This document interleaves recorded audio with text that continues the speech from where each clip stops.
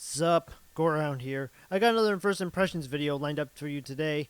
I doubt it'll be as in-depth as Gate, seeing how that show nearly pissed me off the bridge, but I pulled myself together and found this new show, mere hours after uploading the Gate video.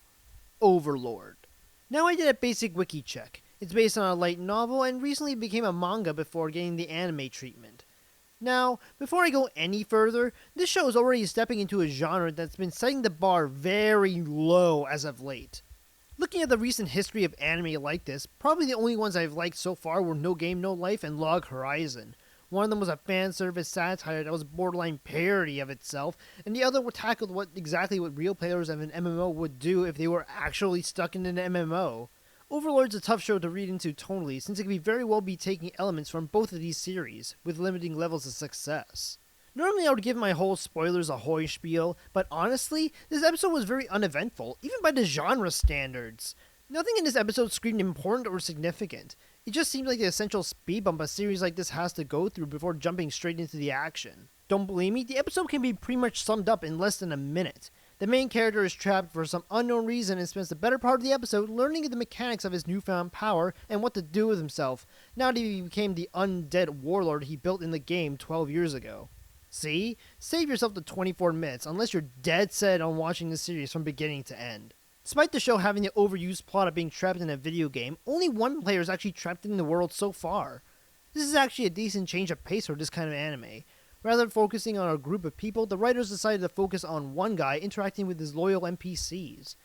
The show now has room to be more self-contained and opens itself up to more comedy, seeing the main character as a skeletal behemoth and not a human-like avatar. Something else worth noting, unlike several entries into the genre, the event that traps the main character is rather simple this time around. It's still uncertain at this time what's the real cause of it, but it has something to do with the servers being shut down while the main character is still in the game. Nothing convoluted or any death games on this trip, at least not yet for the time being, but we have a reason why this guy is alone. He's a player that spends a lot of time in the game, and over the course of the game's lifespan, he's gotten his character to max level, acquired NPC underlings, and a massive tempo which he's the ruler of. So for this guy to see the world he worked so hard to build with his party and his guild, it's pretty hard to let go of that legacy. He wants the game to force himself out rather than him forcing himself away from the game, and ironically, by refusing to log out, he becomes part of the game's world. It's actually pretty insightful into the guy's character, and I can see people finding this guy relatable in that sense. Something I must applaud the show's direction for taking is actually not showing the main character's human form. Again, it's a nice change of pace, but nothing really spectacular or groundbreaking. I just like the fact for once that Face's main character is fleshed out as a character more than he would have if we actually saw his face. Some of his subjects, while they respect and serve him in-game, are afraid of him because of his appearance or sheer power. So it actually takes some of the main character's humanity to relate and eventually destroy that image of him being a scary guy amongst those who are loyal to him. It's actually an interesting dynamic that I can see being the source of a lot of humor later in the series. Now, something should be said for the character designs. While the Overlord himself is fairly cool, it feels a bit uninspired. The way the show built the guy up, I expect him to be the Thanos of the MMO world, and it's because of that, I expected a more menacing look. But hey, I can take what I get with shows like these. As for the other characters, these seem a bit familiar. I can't exactly put my finger on it, but these character designs make me feel like I've almost seen them somewhere else before. Maybe it's just the genre and there's too many fantastical creature designs that one or two of them are bound to look the same. But they look like they're taking notes from other anime-influenced games. But this is just a gut feeling. On another note, I feel the need to address the humor in this episode. To be completely honest, it's pretty cringeworthy at times. I don't know about you, but that groping scene felt really out of place. Not entirely out of character for the main, but it didn't feel right to include that gag when they did, and the fact that they brushed it off so quickly seemed to indicate this. It felt like they weren't too sure what to do with this scene, so they tacked it on to fill up some time.